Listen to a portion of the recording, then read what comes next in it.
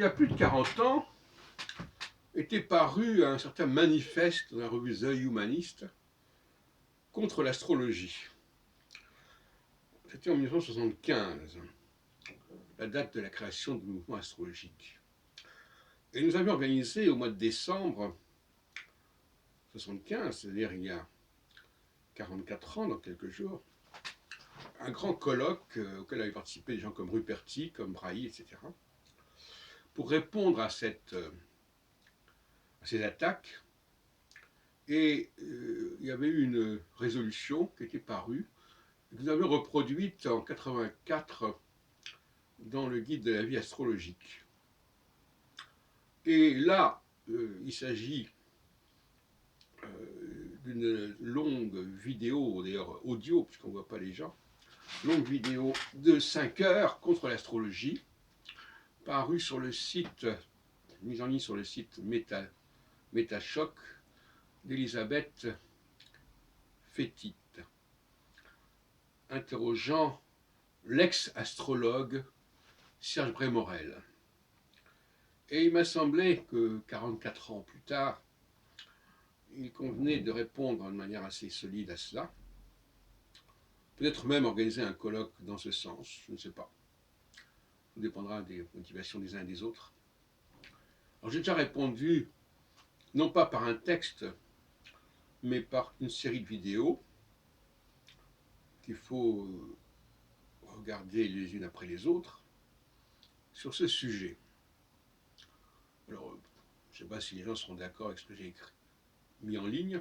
Je n'ai pas encore décidé de rédiger un texte. En 44 ans d'écart, la vidéo a pris la place sur Internet de la déclaration et de la résolution écrite. Voilà, c'est comme ça que je le vois. Alors, je continue mon travail à ce sujet, mon travail de démolition des déclarations de M. Brémorel sur ce site Métachoc, Shocking, etc., qui était présenté sous le titre L'astrologie, ça marche, 3 points de suspension, trop. Alors, je continue, donc ce n'est pas la première présentation que je fais. Le défaut de l'approche de Brémorel et le fait que la dame qui l'interroge ne fait aucune objection, ce qui est assez regrettable, mais bon, elle répète simplement, elle reformule simplement ce que dit M. Brémorel, ce qui n'est pas tout à fait suffisant pour quelqu'un qui a un entretien critique. Parce que le problème, c'est que s'il y a des biais cognitifs de la part des astrologues, comme ils disent, il y a aussi des biais cognitifs de la part des anti-astrologues, qui croient que leurs arguments sont valables, alors qu'ils ne le sont pas. Ça ne fonctionne pas. Alors, je vais en donner quelques exemples. Il faut se mettre à la place du concepteur d'un outil.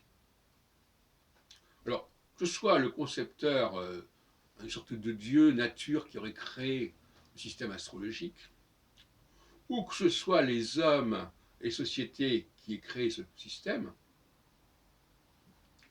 dans un cas comme dans l'autre, il faudrait quand même qu'il y ait une cohérence et une raison, une logique. Pourquoi aurait-on besoin de 12 signes zodiacaux? Ça, c'est une construction purement astronomique, de découpage du ciel, qui n'a aucun intérêt astrologique. Alors que les astrologues s'y soient intéressés, c'est un autre problème. C'est un autre problème.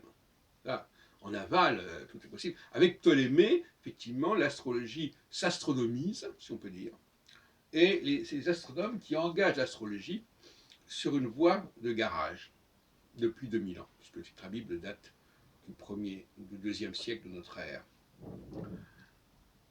En fin de compte, en tant que sociologue, en tant qu'anthropologue, en tant qu'ethnologue, il faut toujours se demander à quoi sert un système. Pourquoi faire? Que ce soit la pensée de Dieu ou la pensée d'un surdieu ou d'un sous-dieu ou de n'importe qui, il faut que le système tienne la route.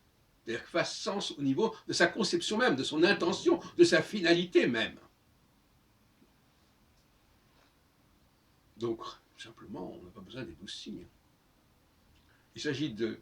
Alors la finalité, c'est de toute façon un ordre des choses. Le mot cosmos d'ailleurs veut dire ordre en grec. Mettre en place un ordre des choses, un ordre du monde, un ordre de la société. Et pourquoi aurait-on besoin de tous ces matériaux? Parce que ça existe au niveau astronomique, mais ça n'existe même pas, puisque les 12 signes, ça n'existe pas. C'est une fiction, aussi bien astronomiquement qu'astrologiquement. C'est une fiction. C'est un découpage commode. Hein. C'est comme si on allait épiloguer sur le nom des rues dans un quartier. Ah, pourquoi on a appelé cette rue comme ceci? Ou le nom d'un prénom dans une famille. Pourquoi ce prénom? Donc ce sont des questions ridicules. Est-ce qu'on a besoin des 7 planètes ou est-ce qu'on a besoin de tous les dieux de la mythologie? Alors il faudrait se demander pourquoi la mythologie existe. Ce n'est pas le problème de l'astrologie. Hein. Qu'il y ait eu une idée qu'il fallait accorder un dieu à l'enfer, un dieu aux océans, un dieu à je ne sais pas quoi. En quoi ça concerne l'astrologie? Bon. Donc, moi, ma conception, elle est beaucoup plus simple que cela. C'est ce que j'appelle le rasoir d'Occam. Je ne sais pas qui l'a inventé. Le rasoir d'Occam, c'est une approche minimale, économique des choses. En enlevant tout le gras, tout ce qui est inutile, tout ce qui ne sert à rien. Et c'est ce que faisait Kepler. Kepler, il pratiquait le rasoir d'Occam. Il disait, par exemple, les aspects c'est important, mais pas les signes zodiacaux, par exemple. Et ça, M. Brémorel, qui pourtant a fait une maîtrise sur Kepler, n'a pas retenu la leçon. Il fallait évacuer des choses. Il continue à dire, ah mais l'astrologie c'est ceci, c'est cela, etc. Et ça ne marche pas ceci, ça ne marche pas cela. Pourquoi ne pas présenter une astrologie purifiée, décantée? Alors, la date de naissance. Personne n'a jamais dit qu'il fallait calculer à la seconde près une date de naissance. D'ailleurs, les gens en auraient été bien incapables. Qui est-ce qui connaît les gens n'avaient pas à savoir à quelle heure ils étaient nés. Ce qui est un peu la faiblesse d'ailleurs du travail de Michel Gauquelin. Bon, c'est un autre problème. Mais c'est vrai qu'il y a un anachronisme à croire que l'humanité ancienne tenait compte de l'heure de naissance. En revanche, la nativité témoigne de l'importance de la naissance. Et même la circoncision dans la tradition juive. Parce que la circoncision, elle est liée à la naissance. Puisqu'elle a lieu 8 jours après. Donc c'est bien un processus qui est déclenché par la naissance. La naissance a lieu à telle heure, à tel moment, et bien 8 jours après, on fait la circoncision. Qui d'ailleurs correspond à l'écart entre Noël et le jour de l'an, si on veut.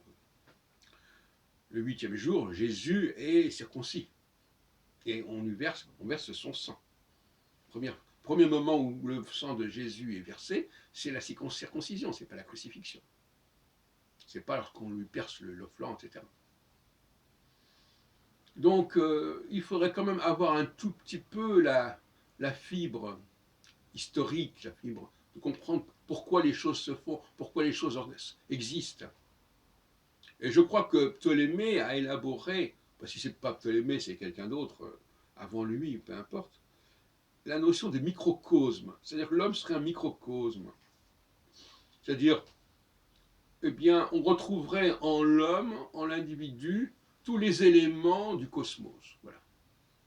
Ben, cette conception microcosmique de l'homme n'est absolument pas celle qui aura régi le projet astrologique à sa naissance, à son origine.